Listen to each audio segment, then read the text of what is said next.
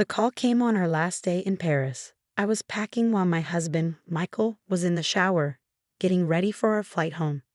The number on my phone was familiar. His mother, Patricia. "You're homeless now," she said, her voice full of triumph. "I sold your house while you were away. My son doesn't need you anymore." I paused, holding a dress in my hands. Instead of panicking, I smiled. "Check the property records," I said calmly. "What?" Her confidence wavered. "You should check before you make any more claims." Silence. I could hear her breathing, getting more frustrated. "This is impossible," she finally said. "The sale went through yesterday. I have the papers right here." "Do you?" I asked. "And whose name is on those papers?" "My name is Emma, and for the past 5 years, Patricia has tried to push me out of Michael's life. She never thought I was good enough for her son. What she didn't know was that I was always prepared. The house is in Michael's name," she insisted. "He inherited it from his father. I have power of attorney. I can sell it." I zipped my suitcase. "Actually, Patricia, we put the house in both our names 3 years ago. Michael signed the papers himself. And your power of attorney was revoked last year after you tried to take money from our joint account." "You're lying," she hissed. Just then, Michael walked in, his hair still damp from the shower. "What's going on?" he asked. I put the phone on speaker. Patricia's voice was rising. "Michael, tell her she's wrong. Tell her about the sale, about Jessica."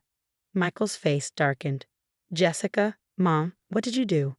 Patricia had tried to sell our house to Jessica Martinez, Michael's ex-girlfriend, the same woman who had recently reappeared in town and kept accidentally running into Michael. "She's perfect for you," Patricia insisted. "From a good family, proper connections, not some book obsessed." "Stop," Michael said firmly. "What you did is not just wrong. It's illegal." "But I have the papers." I could hear her shuffling through them. "Wait, this can't be right." I knew exactly what she was seeing, the truth. The house was legally in both our names, and she had no right to sell it. Any money she had taken from Jessica would have to be returned. "But Jessica already paid a deposit. She's moving in next week."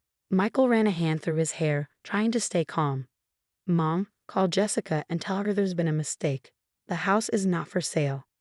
"Michael, please," Patricia pleaded. "We'll talk tomorrow," he said, then hung up. He pulled me into a hug. "I'm so sorry," he whispered. I hugged him back. "It's okay. I knew she'd try something like this. That's why we updated the paperwork." He pulled back and smiled. "My smart, prepared wife. What would I do without you?"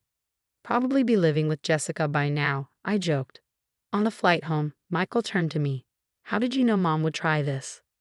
I thought about the conversation I had overheard months ago. Patricia and Jessica whispering about how Michael deserved better and needed saving from me. I remembered how Patricia had pushed us to take this vacation, offering to watch the house while we were gone. "Let's just say she's not as subtle as she thinks she is," I said, squeezing his hand. As the plane descended, I smiled. Patricia would be furious, Jessica would be disappointed, and there would be drama waiting for us. But our home was still ours, and that was all that mattered. Sometimes the best way to win wasn't with anger or arguments, it was simply by being prepared. The house looked exactly as we'd left it 2 weeks ago, from the carefully tended flower beds to the fresh paint on the shutters. But any sense of homecoming peace was shattered by the sight of Patricia's Mercedes in our driveway, Jessica's red Audi parked right behind it. "Well," Michael sighed, pulling in beside them. "Looks like we're having a welcome home committee." I squeezed his hand. "Ready?" Before he could answer, the front door burst open. Patricia stormed out, her designer heels clicking against the pavement, Jessica trailing behind her like an eager shadow. "Michael." Patricia's voice carried across the yard. "Thank goodness you're home. We need to sort this mess out immediately." I stepped out of the car, noticing how Jessica's eyes fixed on Michael, a practiced smile playing on her lips. She'd done something different with her hair since I'd last seen her. It was lighter now, styled in the way Michael used to mention he liked back in college. "The only mess here," Michael said firmly, "is the one you created. Mom, the house was never yours to sell." "Don't be ridiculous," Patricia snapped. "I was only thinking of your future. Jessica's father has offered her a position at his firm.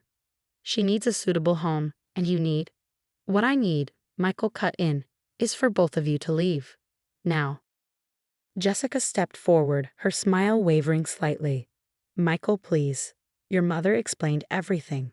How unhappy you've been, how you've been looking for a way out. I know we have another chance if. Unhappy? I couldn't help but laugh. Is that what you told her, Patricia? That your son was miserable in his marriage while we were celebrating our anniversary in Paris? Patricia's face flushed. He's too kind to tell you the truth. Always trying to spare everyone's feelings, just like his father. But I know my son. Do you? Michael's voice was quiet but sharp. Because the Michael you're describing, the one who wants to leave his wife for his ex-girlfriend, the one who's secretly miserable, I don't recognize him. That's a fiction you've created to justify your own actions. I moved toward the front door, keys in hand. This conversation is over. You both need to leave. I have a signed contract. Jessica burst out, waving a folder of papers. I gave Patricia a deposit, $20,000. You can't just ignore a legal agreement. A contract signed under false pretenses isn't legal, I replied calmly. You're lucky we're not pressing charges for attempted property fraud. Patricia's face went pale. You wouldn't dare. I'm his mother. A mother would try to sell her son's house without permission? I inserted my key into the lock. Who conspired with his ex-girlfriend to break up his marriage? You're right, Patricia. No real mother would dare do that. The words hit home. Patricia staggered back slightly as if I physically struck her. Jessica's confident facade crumbled entirely. The deposit, she stammered. I need that money back. My father will be very interested to hear how you tried to buy a house without proper authority, Michael finished. Mom, you'll return Jessica's deposit immediately. And then we're going to have a long conversation about boundaries. But, now Mom. I pushed open the front door, breathing in a familiar scent of home. Behind me, I could hear Patricia's protests growing weaker, Jessica's heels clicking on pavement as she retreated to her car. Michael stood his ground, quiet but unmovable, as his mother finally began to understand the magnitude of what she'd done. Later that evening, after Patricia had written a check to Jessica with shaking hands and both women had left, Michael and I sat on our back porch. The sunset painted the sky in shades of pink and gold, the same colors we'd washed over Paris just days ago. I called Dad's old lawyer, Michael said, breaking our comfortable silence. He's drawing up papers to legally prevent Mom from ever claiming power of attorney again. I leaned my head against his shoulder. How are you feeling about everything? He was quiet for a moment, his fingers absently tracing patterns on my arm. Angry, disappointed, but also relieved in a way. I've spent so many years making excuses for her behavior, trying to see the best intentions behind her actions. But this time she went too far. She did it because she loves you, I offered, though we both knew that didn't excuse anything. No, he said firmly. She did it because she wants to control me. There's a difference. He turned to face me, his eyes serious. You know what really gets me? When you caught wind of her plan, you didn't get angry or confront her. You just quietly made sure she couldn't succeed. I smiled, thinking of all the careful preparations, the updated paperwork, the quiet legal consultations. Sometimes the best defense is good documentation. He laughed, pulling me closer, my librarian warrior. Defending our home with property records and legal documents. Don't forget the power of attorney forms, I teased. Those were particularly effective. As night fell around us, we stayed on the porch, talking softly about Paris, about the future, about the boundaries we'd need to establish with Patricia going forward. Our home stood solid behind us, protected not by locks and alarms, but by preparation, foresight, and the strength of our partnership. Patricia had tried to take my home, thinking I was weak. Instead, she'd learned that sometimes the quietest people are the ones you should watch out for the most. 3 months after the failed attempt to sell our house, I was shelving books in the library's quiet reading room when an unexpected visitor arrived. Patricia stood among the stacks, looking smaller somehow in her expensive clothes, her usual confidence dimmed. Emma, she said softly, mindful of the library's silence policy, do you have a moment? I finished placing the last book before turning to face her.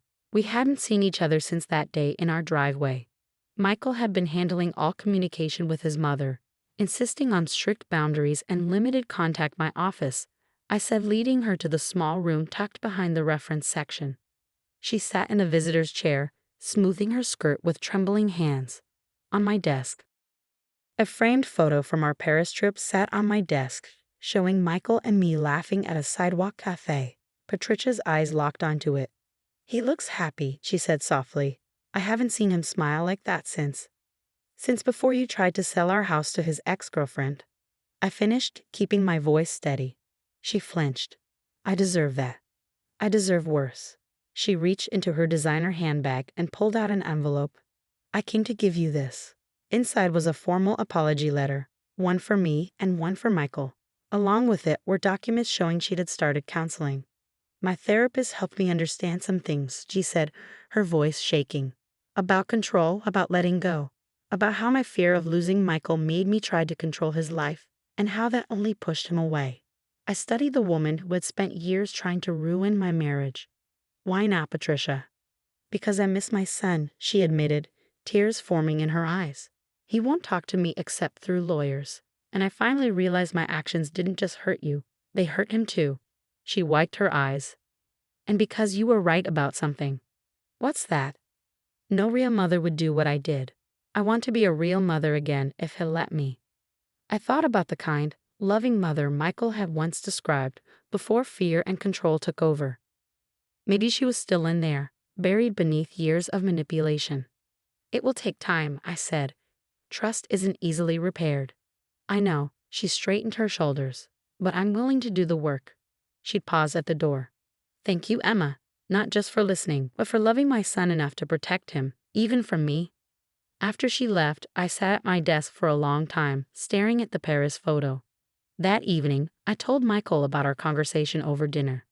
"She came to see you," he asked, setting down his fork. "Why didn't you call me?" "Because she needed to take that step herself," I said, "to show she could respect boundaries while trying to make things right." He read the letter carefully. "Counseling. That's new. Mom always said therapy was for other people." "People can change," I said gently, "if they want to." 2 weeks later, we invited Patricia over for dinner. It was awkward at first, but as the evening went on, something shifted. Patricia asked about our Paris trip and listened, really listened, as we shared stories.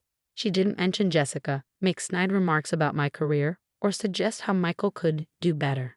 Instead, she admitted the truth. "I was so afraid of losing you," she told Michael, "that I never realized I was pushing you away." Over time, these dinners became a habit. Patricia kept going to therapy, learning to show love without control. She even started volunteering at the library's children's program, surprising us all with her gentler side. A year after the failed house sale, we had news to share. Michael squeezed my hand as I spoke. "We're turning the guest room into a nursery," I said. "You're going to be a grandmother." Patricia's eyes filled with tears, but this time, they were happy ones. "A baby. Really?"